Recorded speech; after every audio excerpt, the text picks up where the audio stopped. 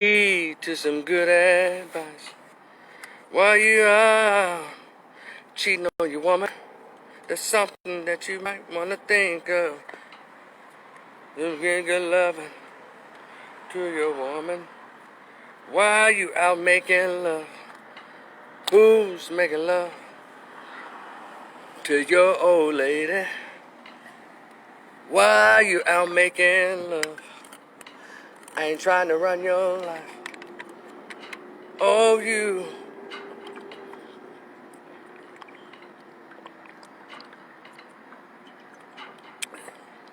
Yeah, you.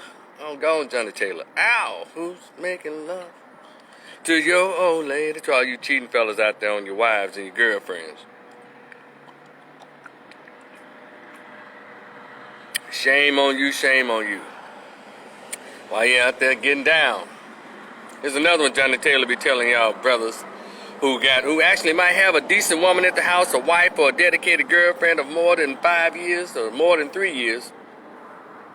This wouldn't let you know that she's ready to go. Johnny Taylor says to you, when she starts asking about where you been, when she start worrying about where you're going, I think it's time for you to come on home. So there's two songs, you little cheating guys out there. Johnny Taylor's When She Stops Asking and Who's Making Love. All right? That's y'all assignment for the day.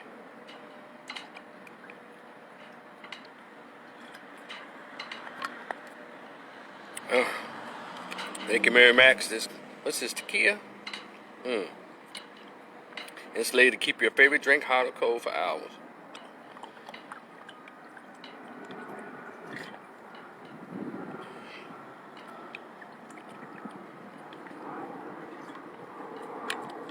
Travis was good. Let's do this. I got 3 topics. I want to go ahead and get started. Take my time. I hope y'all get out. Morning, Mary Max, good. Whew, still cooling off with the thermos. I appreciate it. Whew, y'all come on in here. Y'all know about this short story I've been writing about? I've written, I guess. Talks about when I met my dad for the first time at age 22. It's still on sale, always on sale. $10 Cash App, Rico the Opinionist. And it's in a PDF format. So if you decide to get it, please send an email address so I can email you your PDF copy. And so,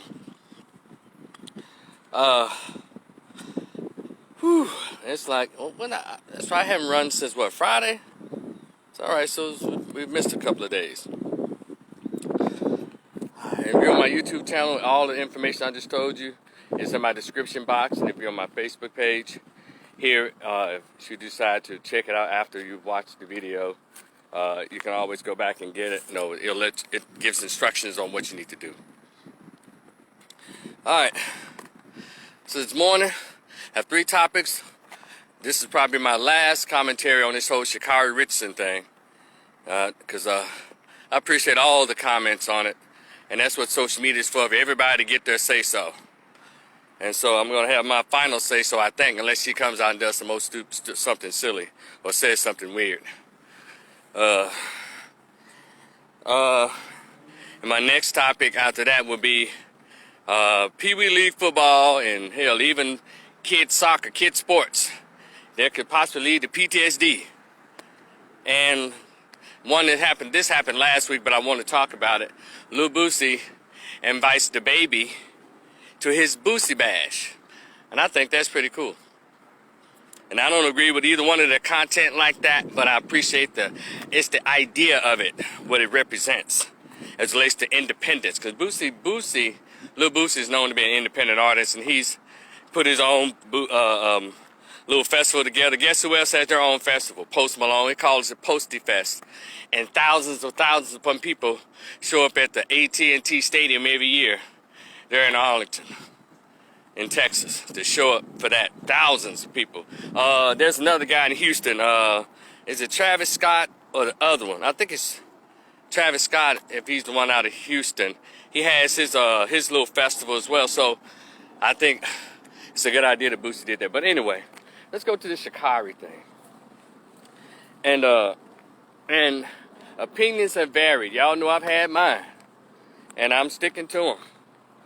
But I want to, I guess, do some put in context, because I think people kind of run away with the word humble, and I think they're believing that other people are telling her to be humble, be humble. Well, let me put it into context when people are saying that, because folks are taking it all the way to the point of it being plantation slavery owner conversation. And by the way, the world is critiquing Sha'Carri Richardson, not just black people, but we're going to, I guess, deal with us, and I can appreciate that. The world is critiquing her. Some support, some don't. And that's how that works. Just like they did with the little twisting that 4'11" twisting little chick, Simone Biles. You know, the world was critiquing her, and I didn't agree with that. You know, the harsh stuff, but I still have my opinions about some things on that.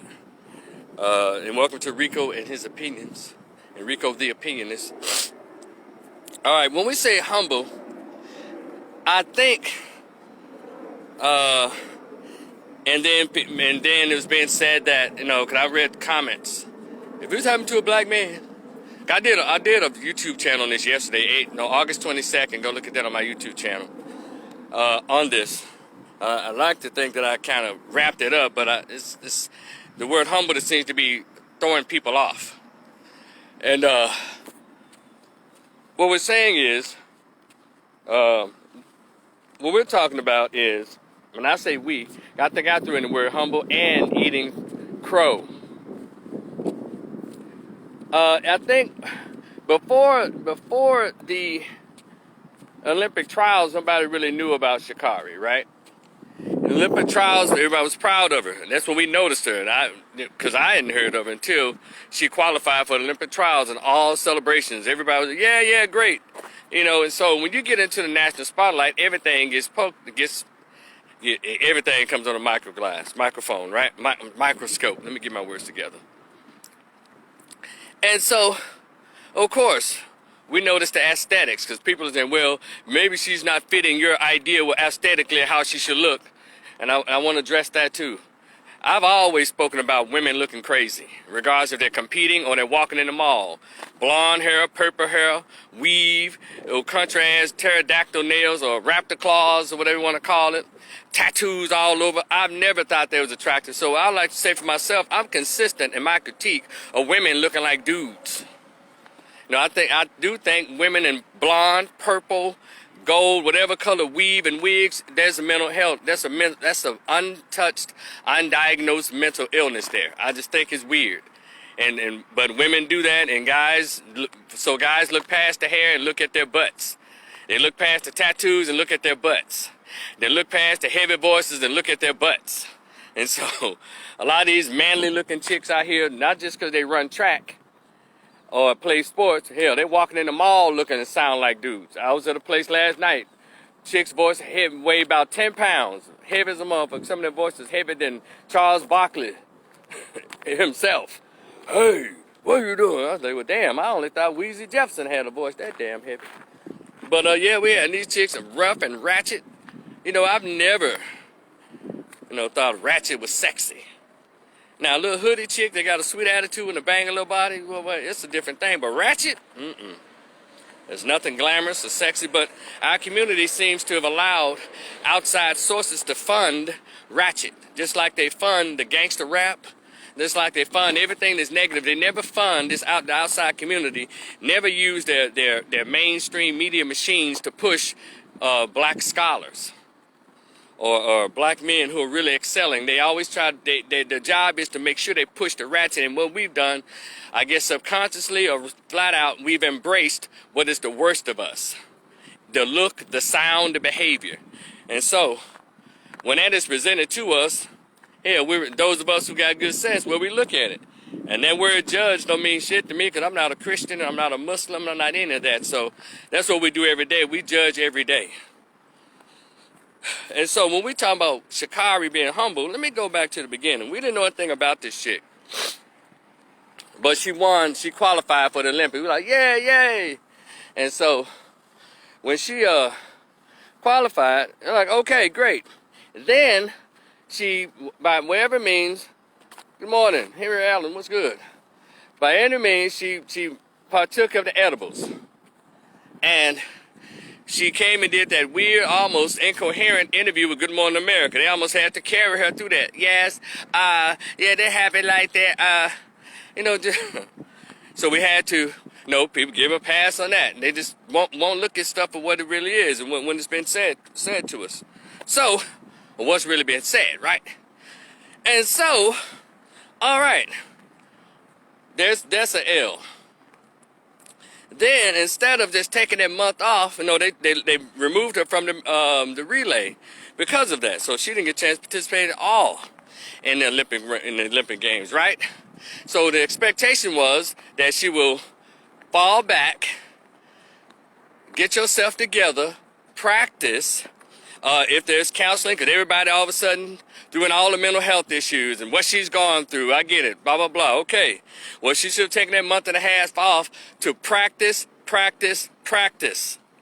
and get the mental health assistance that damn near everybody's saying, well, she needs, of course, majority of women, she lost her mother, she did this, her mother she admittedly and reportedly publicly never had a relationship with, but she needed to take time off to take care of that. I was for all of that because I'm a social worker. I'm for the proliferation and promotion of good mental health. But instead of doing that, she decided to put out a tweet that says, y'all miss me yet? No, child. No. Kevin Matthews, good morning. No, child, we don't miss you yet. Go and take care of your business. Then, it was announced that she would be running against the 3 Olympiads from Jamaica who smoked everybody in the Olympics. And then, but before then, she, tweeting out stuff and going back and forth with people on Twitter. And I said, so where is she practicing? When is she having her counseling sessions, her therapy sessions for her issues? When is she taking time to do that? She's all here on social media, going back and forth to people about their opinions about her. Hey, get over it.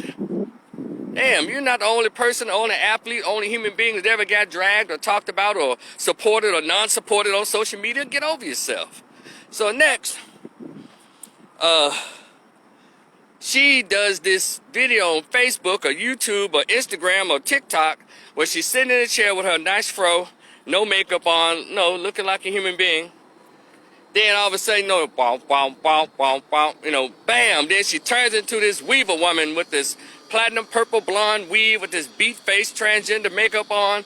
And they say, yeah, know how they do those TikTok voices, like it's not their voice, but they're mimicking or lip syncing to someone else's voice. They do that a lot on TikTok. And she like, yes, cause this bitch and that and blah. Still, take care of yourself, honey. But still, then she got in the race. Boom. 9th place. Then after the race, she gets in what I call her I guess her Oak Cliff or Hood monologue. Yeah, I think y'all had me, but I'm the 6th fastest woman in the world. Yeah, y'all talking shit. Yes, bitch. Yes. I'm like, what is going on? See, at that moment, you've done all this stuff other than prepare, instead of getting just a little slice of humble pie and eating that plate of crow after you've lost. See, that's what we're talking about. Humble yourself, girl. Have a plate, and for me, have a plate of humble pie. Carlos, good morning. Have a plate of a slice of humble pie and eat that plate of crow. You've done all this shit. See, that's what we're talking about. Relax, lady. Pull back. Go and practice. We know you're 21. We know you have a future ahead of you, so start practicing. Like I said in my other video, if you want all people like me to shut up, become first, at least 2nd place. Start winning. That's how you shut people up. You don't shut people up because, No, you losers. Y'all stop talking about me. Stop talking about me.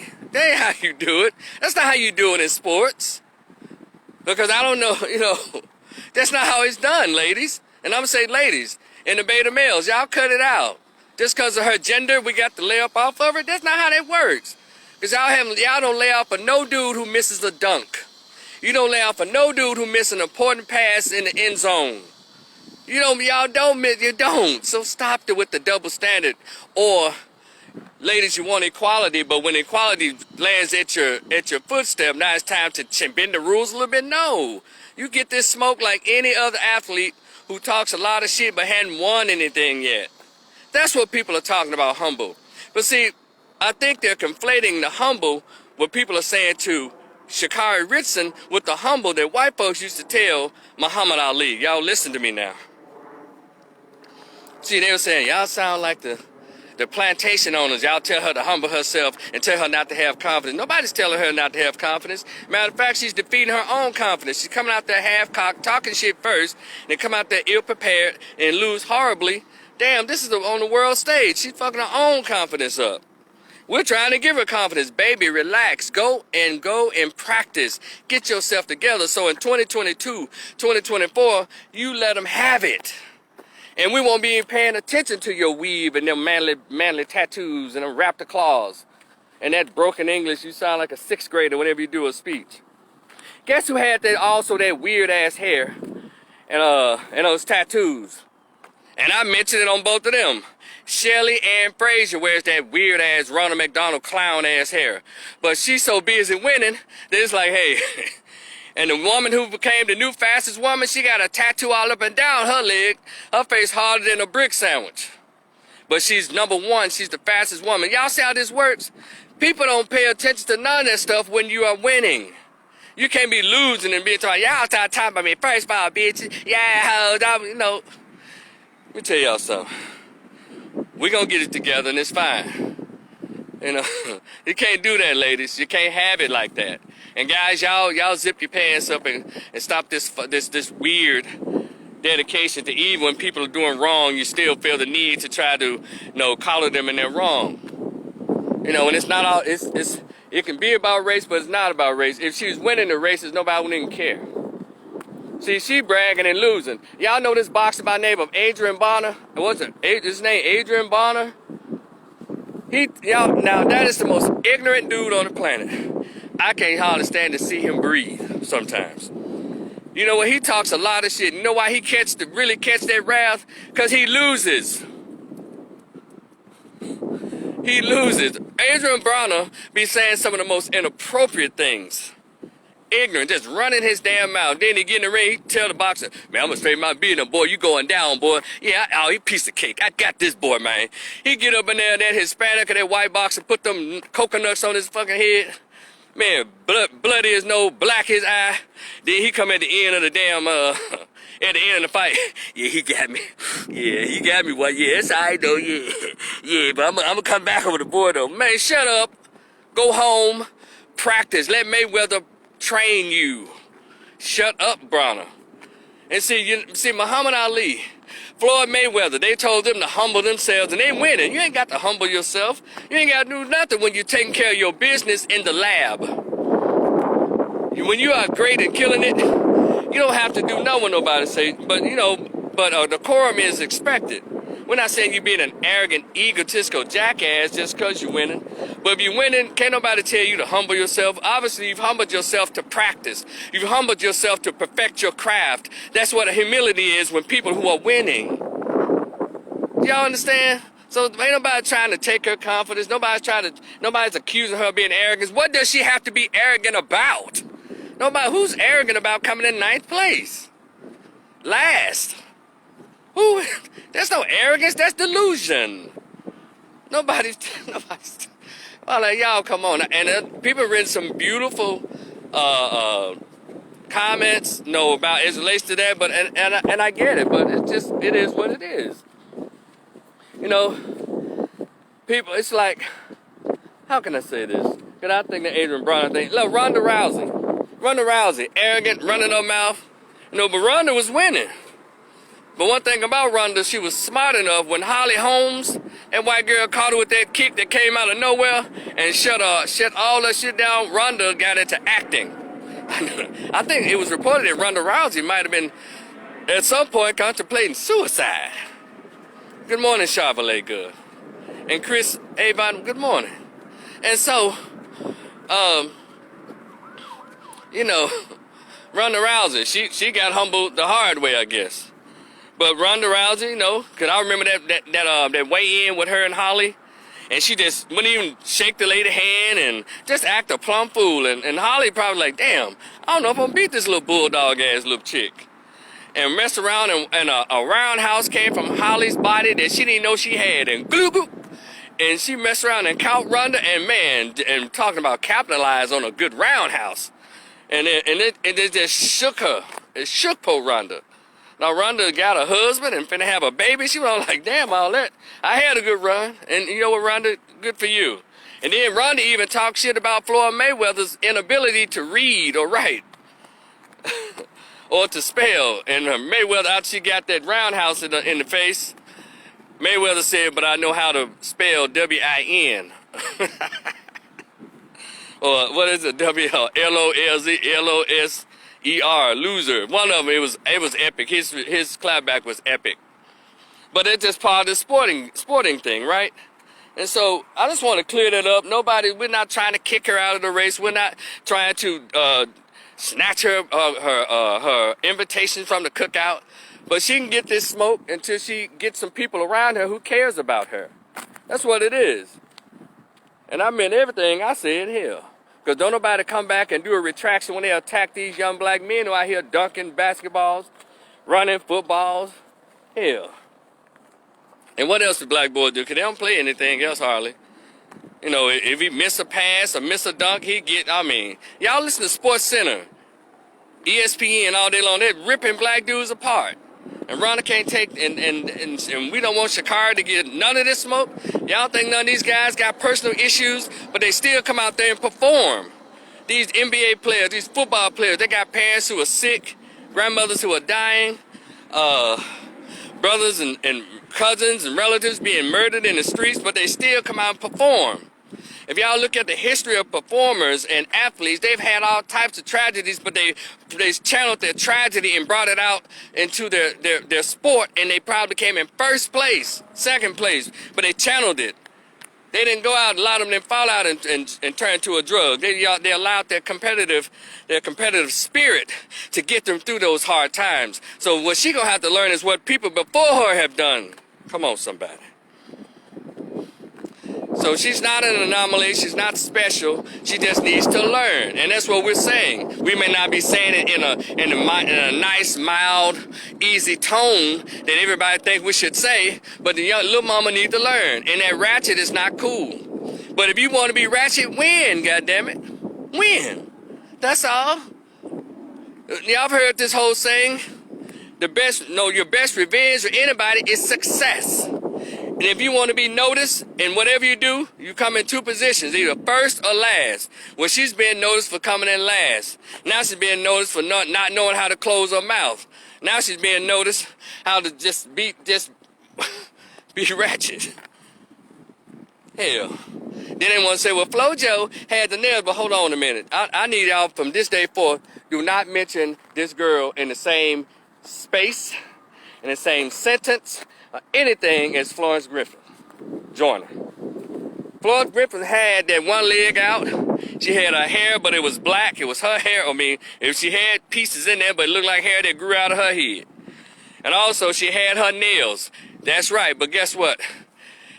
But y'all seem to leave out this part. FloJo, in the words of Shanae on Martin, Florence Jo was a lady. She was a feminine lady. And she ran and she looked like a lady running. So please don't put her in the same sentence of that. Okay? That's how that works. And yeah, we know a lot of these little track running girls look kind of masculine. Well, I know quite a few of them. I think all the three women, they got husbands. So, you know, that's just the athletic build on them. But some of them do look kind of hard, though, man. You know, when Shirley Ann Fraser first started, she was a cute little Jamaican honey. But now she look at him, man, she takes some Arnold Schwarzenegger steroids.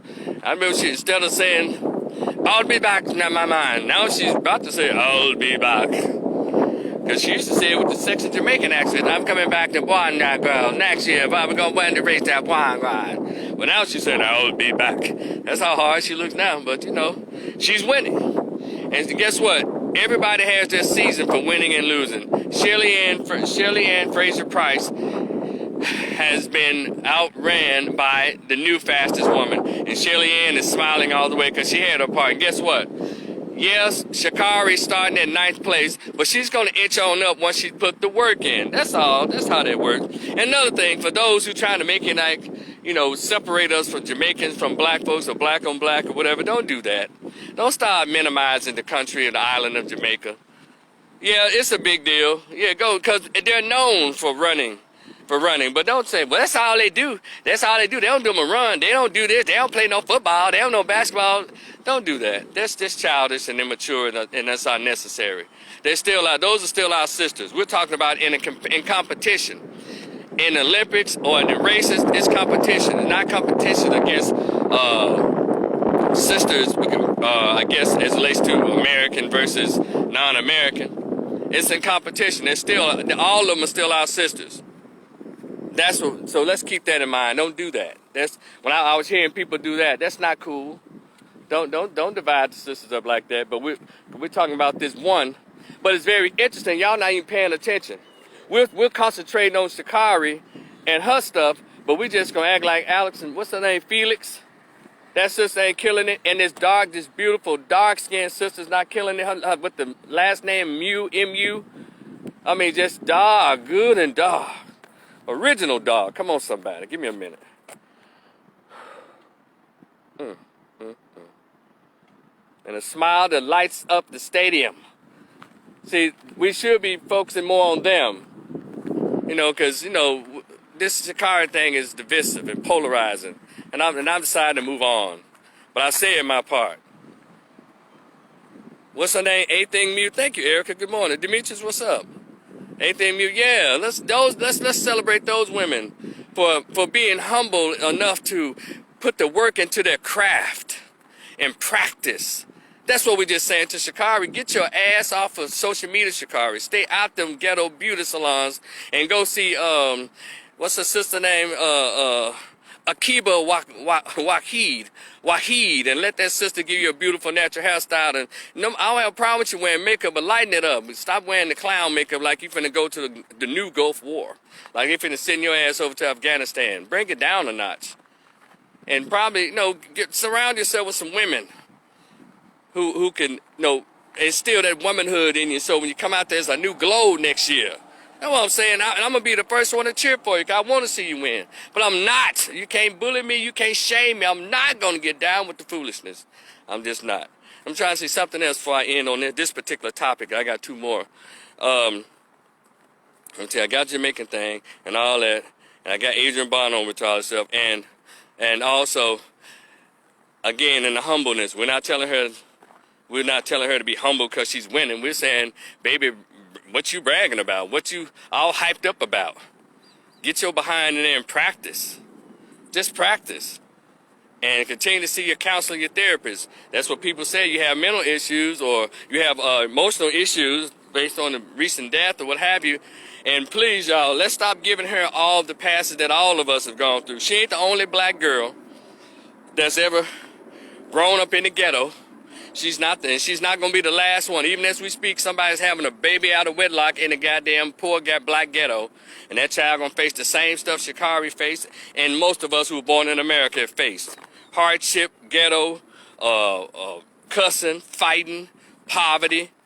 You know, so let's not give her all those passes. And a lot of us who came through that, we didn't destroy ourselves and we didn't destroy other people around us. And guess what? We also took advantage of whatever little education we had around us. We took advantage of it. It's 2021. We got to stop. We got to stop it. Because even in 2021, there is a school. There's a library. There are books. Books are for free. And we all had to hustle. We all had to do all of that. So we're not going to let her all, you know, we're not going to do what I call give her the white woman liberal pass. Oh, she can't help it. She's ghetto because, you know, that's her people. They're so disadvantaged. So let her speak her Spanglish or Spanglish or Ebonics. She doesn't do any better. No, don't do that. Don't pull that white liberal crap on them. You know.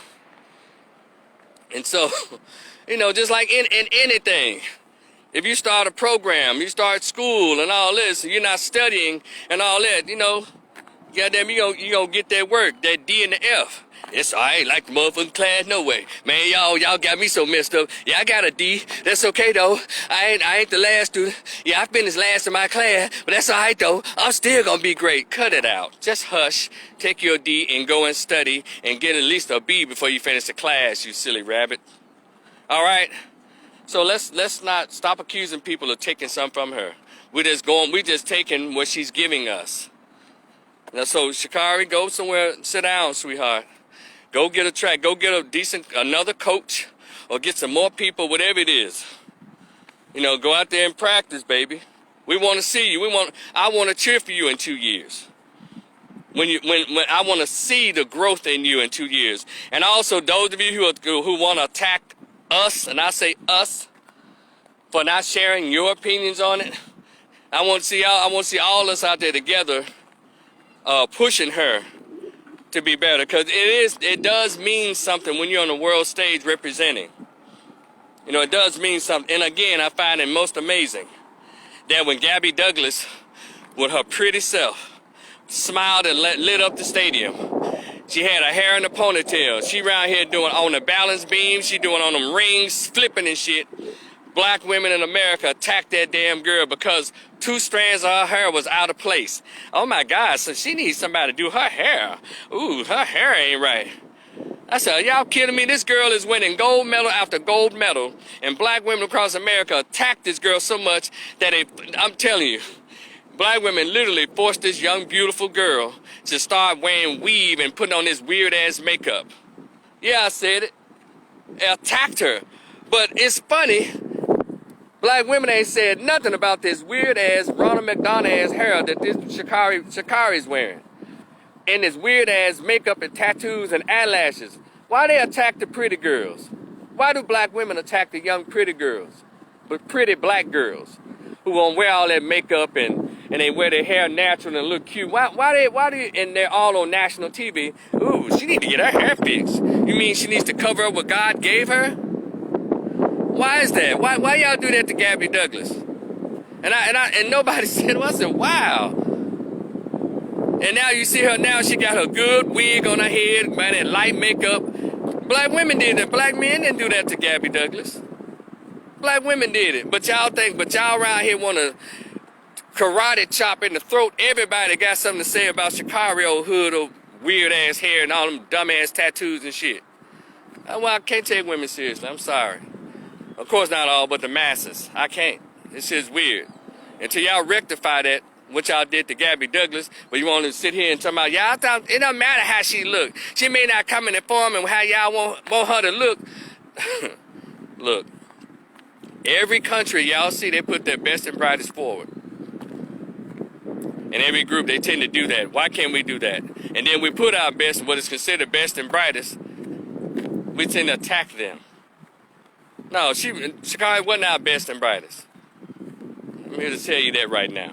But anyway, let me move on to the second one is Pee Wee League. Football, Pee Wee League sports, kids sports. You know, we've seen dance moms, you know, the Godzillas and dance moms. We've seen all these little things, how these grown people be really traumatizing these children. But I was witness to a Pee Wee football league last night. It was like little kids, 7, 8, 9, up to like 13 years old. That was the cutoff, right? And let me tell y'all something about these dudes, these black dudes who are the coaches. I don't know what's up, and to you guys that's listening, who are dads of sons, and you put them in Pee Wee League and Wee Wee football, all that shit. And let me do this disclaimer. I never played any sports in high school. I never played in organized sports, so y'all have to maybe chalk it up to my ignorance or my disconnect to all of this. So, but I'm going to share with what I saw and what I think is going on from a social worker mental health perspective. Okay, may I? And I don't even care about not having played sports and all that kind of shit, because it's something going on here, and that's not right. That doesn't sit well with me. Relates to these sports and these I call them failed athletes. These dads out here, they become unqualified coaches of the Pee Wee. What I call these community leagues. Y'all know what we're talking about. Every city has these community leagues. These are the ones that are out here having these boys selling these bottled water in the traffic and selling candy to buy jerseys and all that kind of stuff. Those little leagues got all these weird names, named after the football, the actual professional teams. Something Cowboys, something, what's the name of these other shit? Raiders, no, different stuff. And then y'all should sit on the sideline and listen to how these coaches talk crazy. Erica said, I would love you to come to Travis's event. You'll get the first account. I'm telling you, youth sports and make $1 million. Okay, it's crazy. But Erica, I've gone to one back in the day. I took my little niece who was like a cheerleader. She was like in 9th grade or something, 8th or 9th grade at the time. And she was a little cheerleader for this little community football league. My brother couldn't take her, so he asked me if I'd take her to her cheerleader. So I went. This is my first time attending something like this. Parents everywhere. The parents were screaming and cussing the ref, threatening the ref's job, and it's all right, I'm gonna see you in the parking lot, ref, threatening this person. They were screaming across the field at the stadium at other parents. Then they were yelling at the boys. Get him, get in there, get that tackle. What you doing, boy? Move, lift your feet, get him out. You know, like, goddamn, y'all not even a coach. And then, what I witnessed last night, I told my niece, though, by the way, I'm never coming to my event like this again, because, hell, I was traumatized as a visitor. I don't do all that kind of foolishness. Maybe because, again, y'all, I never played organized sports, so I don't understand the extra hype. If I've gone to a sporting event, it was to eat and drink and to greet and socialize. I didn't give a damn about what they were doing on the field. Even when I was at my beloved Grambling State University, I went to the football games, but it was just to see and be seen and to kick it. I didn't give a damn if Grambling won or lost, but if they won, it was an awesome after party and awesome buzz on campus, though, so I appreciated that. But I'm not invested, I guess, emotionally or personally invested into sports like that. I'm invested in behavior. I'm invested in behavior. So I heard the coaches, I said, man, damn, bring it down. Jumping up and down and screaming across the field at the ref, and two other coaches screaming at each other. Yeah, boy, yeah, we're going to see on this next play, boy, yeah. And then they're yelling at the little 8 and 9-year-old, 12-year-olds. Yeah, get out there. And snatching on them and pulling on them. And, let me stop right there and take y'all back to a video like a year or so before the pandemic hit, right? Y'all saw this big 250-pound guy snatch this 6-year-old boy by the helmet, then slam him down and all that, and the other coaches stood by and watched that. See, that was a problem. I think he got some charges filed on him. He was fired from the district. Then they come to find out the single mama was dating him. And see, I'm going to tell you single mama something out there. You don't need a mentor that goddamn bad for your boy. You don't.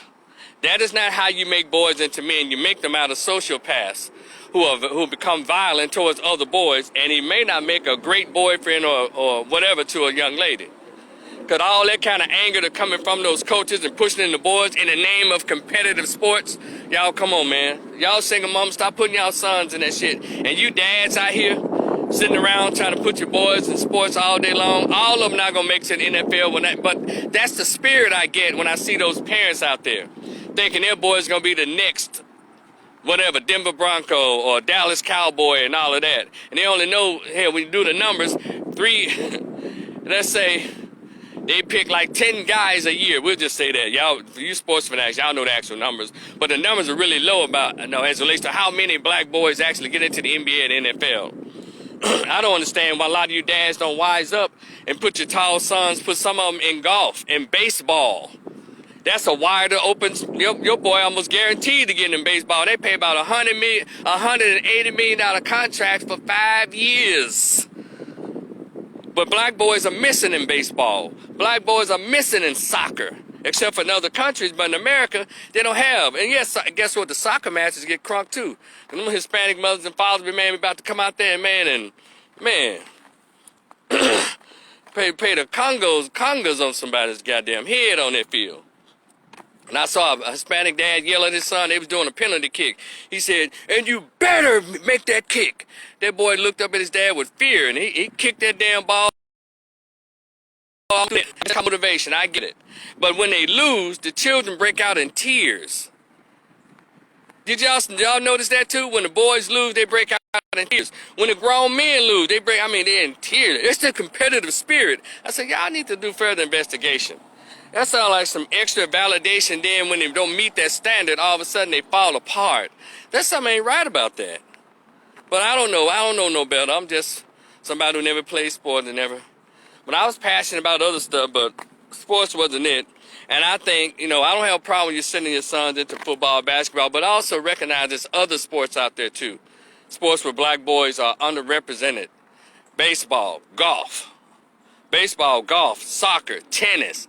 Y'all know how much money, how many millions of dollars the black male can make, and he perfected that, because whatever sport black people get into, women and men, we tend to dominate. So let's spread it around. But these old failed ass black dudes who used to be hot as the top football player in his high school but one shit in college, or he made it to college but he didn't do but 2 years and he busted his knees, so he's gonna try to live through his son. Hell, his son might just want to play the violin. It's like, fuck that. I want to get into music, and I ain't talking about rap. Actually, no, real music and shit. Yeah, I said it. And so, let me tell you what this dad said to this boy. No, he wasn't a dad, he was a coach. He said, now this boy was big. He was a big 13-year-old. He looked like he's about 5'11" or something. 5'10", just a big old tall boy, kind of meaty for 13.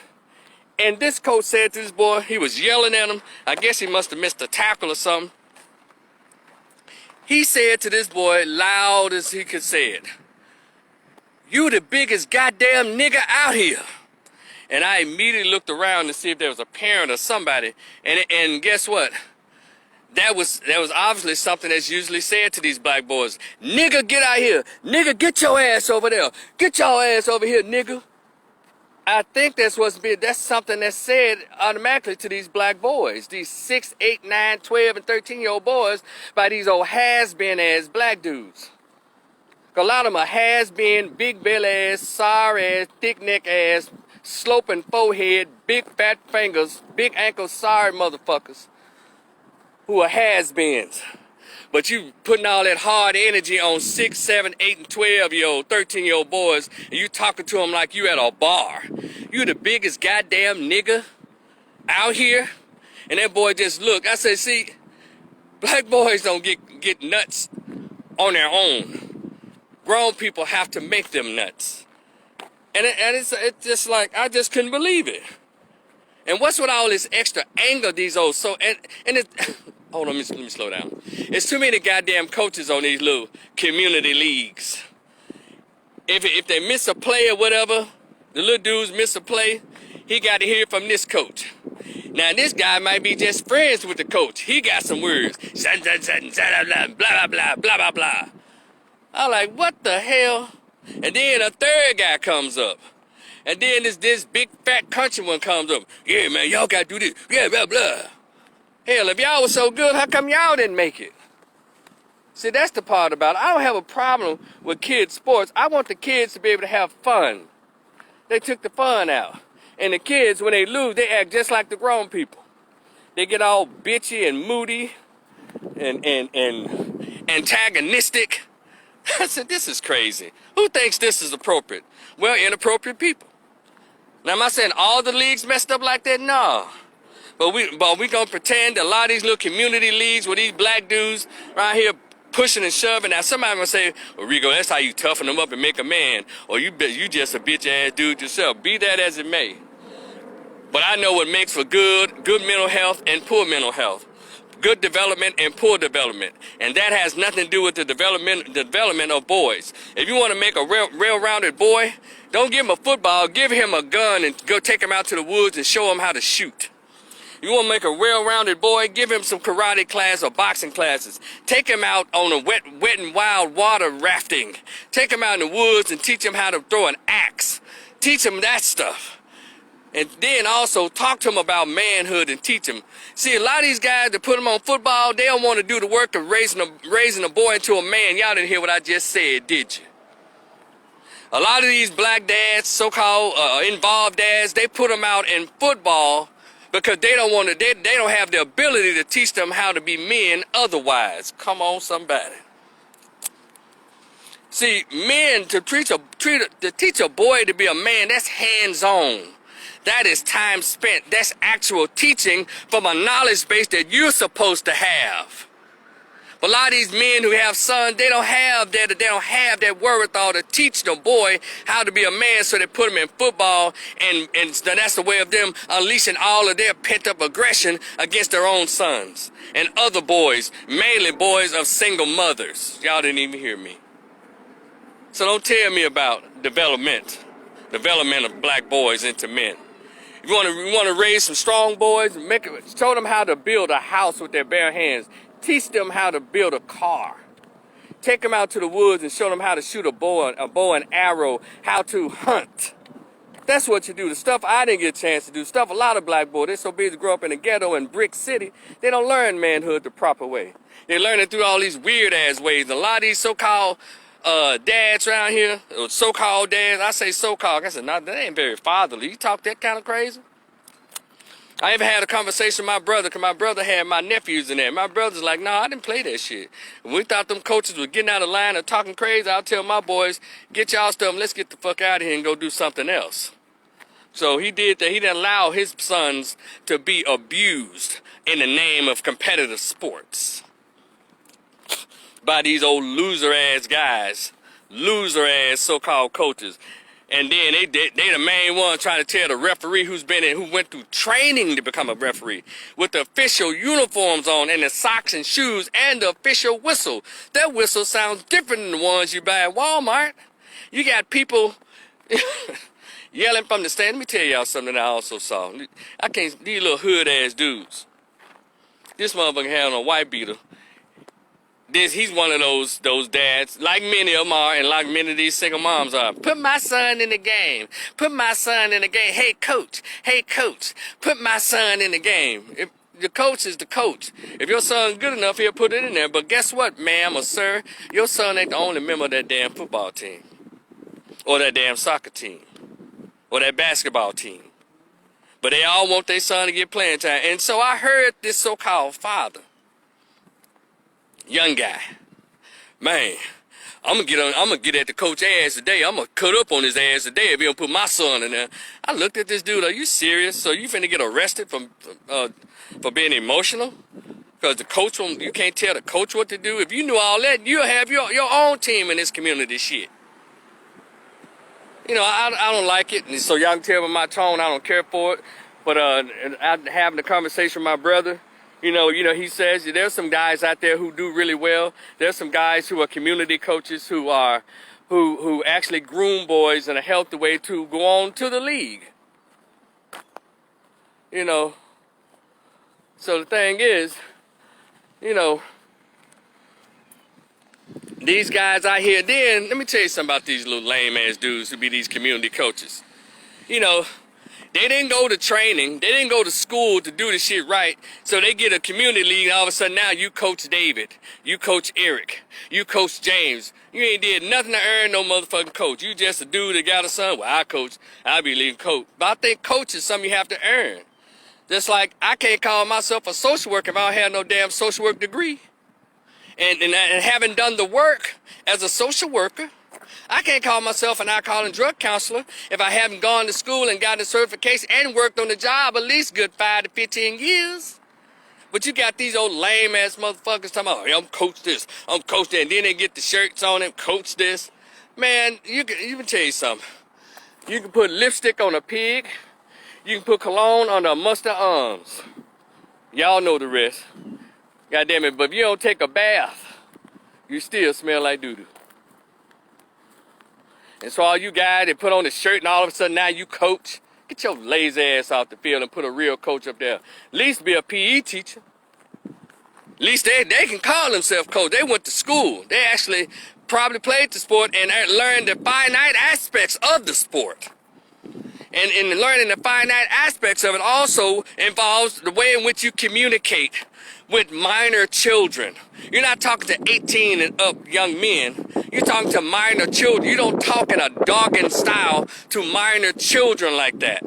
Y'all wonder why these black boys. Now look at them little black boys. I said, look at them. He got a single mama. He got a single mama. He got a single mama. He got a single mama. And I'm looking at a lot of them black boys, 8 and 9 years old with blonde highlights in their damn dreads. Or blonde on top of their hair. What? Excuse me, mothers and fathers who allow this. What the hell is that? Who puts color and blonde color in blue boys' head and they dreads, blonde hair and shit? Who thought that was cute? Oh yeah, women think all this shit is cute, even on boys. Then they wonder why these boys grew up to be halfway, you know, on the Fruit Loop side. Or they got this, you know, we need Eric Williams, what's up? Yeah, that's the weirdest thing. You go to any one of these little things. And in the Hispanic community too, these little boys got highlights like they went to the Fantastic Sam's or some shit and got highlights. Blonde highlights, silver highlights, and 8 and 9 year old little Mexican boys. But that's their community. I'm talking about our community. Black boys got dreads with blonde in their dreads. Or got their little twist with blonde color up there and blonde. I'm like, what kind of shit? Who does this? Y'all come on, man. Y'all let me know when I start making shit up, okay? Then you can attack me. Rico, this shit ain't real. Just go to these meets. Erica, I know you see that shit. These little boys looking like girls. And also, and I'm going to say this and I'm going to end on this because I'm sick of these old sorry-ass community coaches. They ain't shit. These little hood ones, y'all know what I'm talking about. Let me say this last point about natural hair. To y'all fathers and you mothers mainly, who when y'all sons get dreads, locks, they're not supposed to grow in their face like this. And so they can do this shit all day. Whenever I had my locks, and I'm thinking about getting it to retwist and growing my locks back, none of my locks have ever come in my face like that. Those are dudes who want to be able to do this and girl stuff. Y'all, whenever I would go get my hair retwist or tightened, I would tell my stylist, I was like, look, make sure they're being twisted to the back. I want them to grow to the back. No, I'm a man. I'm a male. I'm a man. My hair don't come in my face like this. And just look at these teenage black boys around here with these dreads growing in their face. It's weird. I'm gonna tell y'all something. There's something to that too. There's also a way of hiding and a way of ignoring you when you're talking to them. Yeah, it's their way of hiding. So y'all pay attention. These boys wearing these girl hairstyles, you know, just all around their face and stuff. It's weird. But y'all pay attention to your kids. And so finally, I know I went on that. Y'all forgive me. But y'all stop letting these coaches brutalize these boys. It can lead to PTSD. I'm just assuming that. Because anytime you get yelled at and cussed at 6, 7, 8 years old, y'all see these boys acting out at 16 and up, 14 to 17. Where y'all think that stuff comes from? Yeah. Yeah, I really come from a household of, just anyway, y'all get the drift. All right, next, Lil Boosie, his Boosie Bash, his own little festival. He's put it together, and he's invited DaBaby. And for the sake of the haters, I think Boosie Bash, I don't know how long it's been going on, but I'm glad that Boosie did this because people want to bury DaBaby. And so, just like as I said earlier, Post Malone has his Posty Fest. Travis Scott or one of them, whoever lives in Houston, has his Astro something. It's called Astro Day or Astro Fest or something. So that in itself, what Boosie did was just continue in his spirit of being an independent artist. Because, you know, Boosie's not played all over the radio and stuff. You hear him mainly in the DJs play him in the clubs. But whenever he goes, he sells out.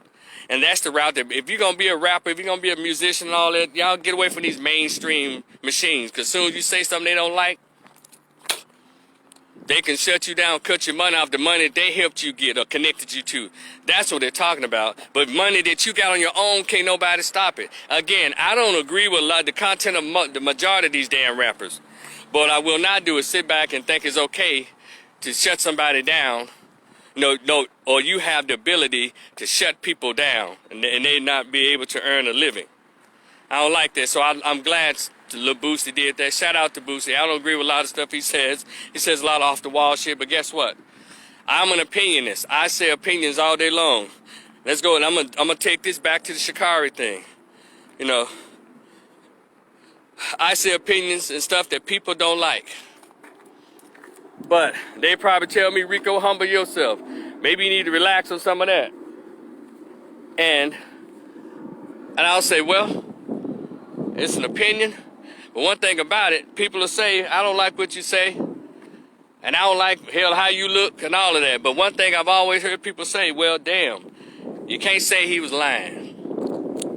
So in my way, I guess, as long as I keep winning, people can say, I don't like what he said, I don't like how he says, I don't like his delivery, I don't like any of that. Rico, you're bigger than that. You should be saying more, blah, blah, blah. So Lil Boosie, continue that spirit of independence, been an independent artist. I wish y'all didn't put out the music you put out, but I appreciate you still being allowed to have your right to free speech. And I'm glad you're giving Baby a platform because you don't even understand, maybe you do, what you've done. You've actually put a spark out there to show these other musicians that you don't need that whitey machine to be successful when you have an audience. You have a built-in audience. Now, if you can use them, as folks would say, for distribution, cool. But you already got YouTube. If you make good music, it'll get out there. Because one thing about the streets and underground, how you think Tyler the Creator has survived? They don't play his stuff on radio. Tyler the Creator is an underground artist and always been an underground rapper. A lot of these cats are underground and make thousands of dollars. Then they sign on to the record labels and it goes into the hundreds of thousands and millions, and then they get all over the place because they own all the distribution stuff, right? They own all the distribution. But it's okay. When you was on your own, you was making $50,000, $100,000. And that should have been fine. You know, because when you get up into the making the tens and millions and all that, well, you owe some people some stuff. That's just how it is. If you start breaking that ceiling, you done crossed over into some stuff where you made some promises. You signed some contracts. Got it? So I'll have a problem with being independent, and I made $6,000 a week or $8,000 a week on my own. I don't owe nobody. I'm cool with that. Other than if I make $80,000 a week, but I got to look over my shoulder, and I got to make sure I do this, or they try to come to me and tell me not to say this, and hey, would you mind wearing this? Because I think a lot of black boys look cool in this skirt and this purse. See, that's the stuff you get into when you start making $80,000 a week or $80,000 a show a night. But if you make your $8,000 a week and still live in your two-story crib or your $10,000, depends on how your hustle is. Because people like your product, they're going to come to you. That's just how it works. So I'm glad Lil Boosie brought DaBaby on, because DaBaby is huge. He may not be distributed by whatever that white-owned record label, but shit, he can go and make his own money, because people are going to follow him. Y'all get it? So shout out to Boosie in that regard, and I hope it continues. I hope it is a successful turnout. But and I'm not even going to put that other spirit out there. Y'all know how it works when black men decide to break free. Y'all already know how this shit works. So I think I've shared all my thoughts. Unless there's something I left out, I'll pick up on the next live. But y'all be cool. Thank y'all for hanging out with your boy. Y'all don't forget about that short story that I have. Check out on my Facebook page, on my YouTube channel, where this will be posted soon. It has everything. $10, Cash App, Rico the Opinionist, $ Rico the Opinionist, or PayPal Rico the Opinionist. And should you participate in getting a short story, The Greatest Pain I Ever Felt, the conversation with my absent biological father who never wanted to be found, please send an email address, because it is in a PDF form. Y'all be cool and enjoy the rest of your day. It's nice and windy. Whew, but I think after 11 o'clock it's not going to be this nice. So y'all be cool. Enjoy your day. Peace.